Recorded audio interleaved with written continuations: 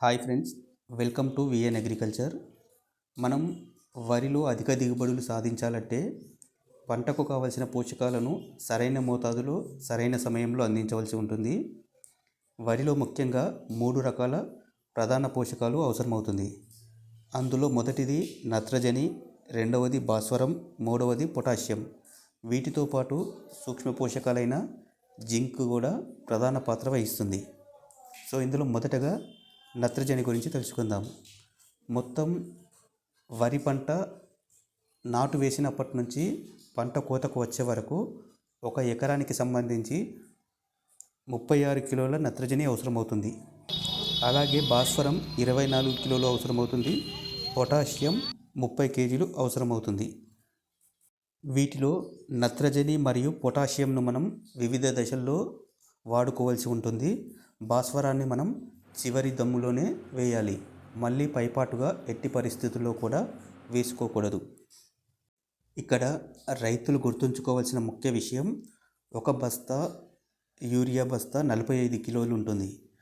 ఈ 45 కిలోల యూరియా బస్తాలో 21% నత్రజని అందుబాటులో ఉంటుంది.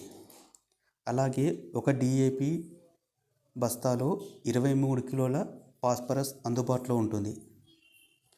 ఒక MOP 50 కిలోల బస్తాలో 30 కేజీల పొటాషియం ఉంటుంది. దీనిని బేస్ చేసుకొని మనం ఎరువులను అందించవలసి ఉంటుంది.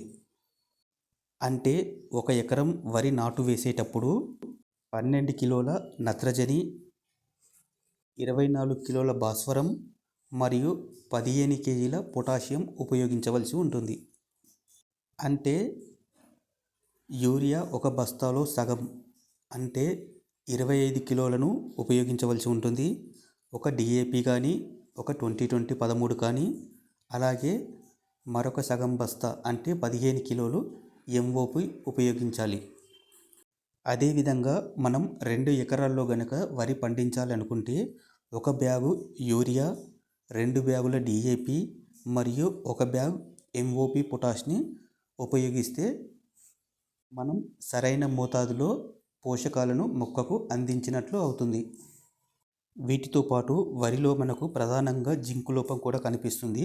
కాబట్టి జింకు లోపటి నివారణకు ప్రతి 2 పంటలకు ఒకసారి ఒక ఎకరానికి 20 కేజీల జింకు సల్ఫైట్ను ఆఖరి దుమ్ములోనే వేసి బాగా కలియదున్నుకోవాలి.